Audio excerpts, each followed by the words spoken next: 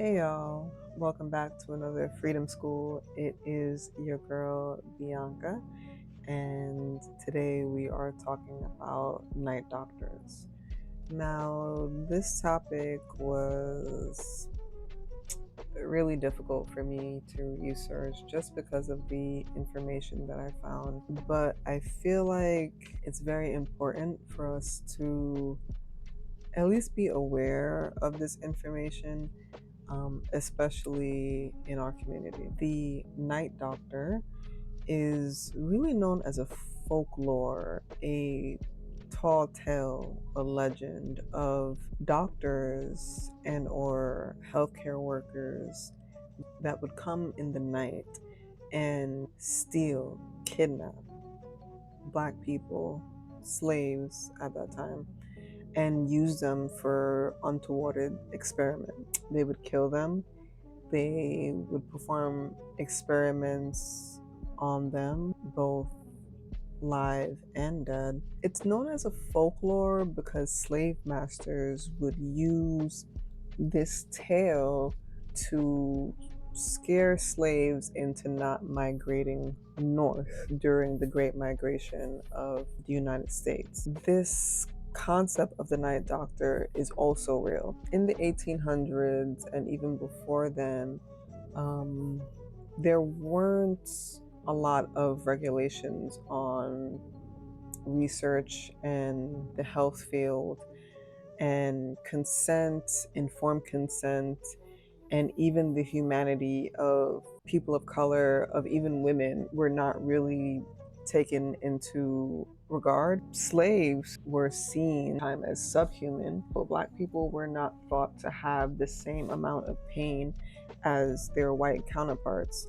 They would be sold, they would be stolen, they would be killed for their bodies so that researchers from hospitals could conduct this experiments and further along science. They did that with procedures, they did that with surgeries, they did that with any experiment that you can think of. They would not only kidnap live slaves and later free black people, they would also go to cemeteries and dig up the graves of deceased colored people and poor people. They unequally disturbed the graves and neighborhoods of black people versus their white counterparts. And really, the crackdown on these experiments and kidnappings and horrific acts only came when the researchers really overstepped their bounds and unearthed white people. This folklore is not folklore. It is bouts of true occurrences that have happened in the past to not only slaves but free people of color. It is no wonder why there is a long history, even to this day, of black people distrusting their doctors, distrusting the healthcare system that seems like it wasn't built for us. I want to give highlight to two experiments that kind of exemplify the inhumanity that people of color went through. Notably were the Marion Sims trials, in which black enslaved women were experimented on from 1813 to 1883.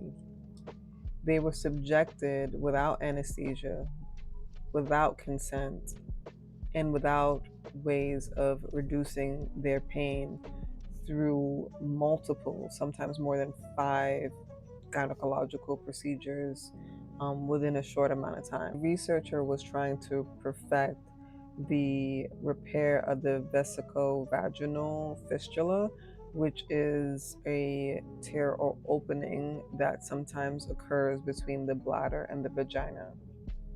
It was a very painful procedure. Black women weren't believed to have the same amount of pain as white women. When Marion Sims was able to perfect the technique, he then performed these surgeries on white women with the anesthesia needed to go through the procedure. I also want to highlight the Tuskegee experiment, which is a more well known time in history. These experiments lasted from 1932 to 1972. They involved black men who were diagnosed with syphilis. Researchers found ways of treating syphilis um, within the 1900s, but they did not provide the black men who had the disease with the needed treatment. And so they watched as these black men came to their clinic, expressed pain and symptoms, and allowed them to die. The experimentees lied to these men, told them that they were being given treatment when they really weren't. These two trials and experiments were among the many things that have come up in my research, and those are the only ones that were stopped, that there was a whistleblower that stopped these tragedies from happening. Um, but they highlight how people of color, how black people, especially in America, have been treated unfairly. It's not a surprise that our culture has a distrust of authority. They have a distrust of the healthcare system because not too long ago, within some of your lifetimes, they have been mistreated. We have been mistreated. But I don't want to end on a note of hate. I really think that it's important for you to take care of yourself, that you need to self advocate for yourself. You need to know what's going on with you. You need to understand what's going on with you, even if you have to ask a billion questions. Don't be afraid to write things down. Don't be afraid to research things and then go back to your doctor with questions and make them thought provoking questions. Don't focus just on one thing. Focus on many things. Focus on holistic things. Eat well, sleep well, don't stress. Look at me. Do you think I'm stressing? Okay. I do stress. I do stress. I do work, right? And life is hard. But I do things that make me happy. This makes me happy. Um, a lot of things make me happy. Um, and I think that we all need to start doing more of that. Like, don't just participate in the rat race. Don't just keep going day after day. Actually tune into how you feel, what's going on with you, and what you can do to make your life better. Okay?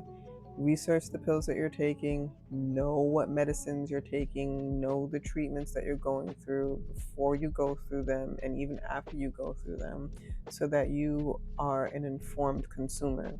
You ask 10 questions about the steak that comes out of the restaurant, right?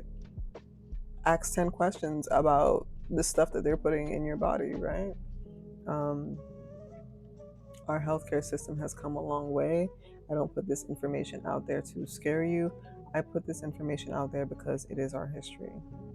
Okay? Anyway, guys, keep reading, keep learning, and keep your wits about you.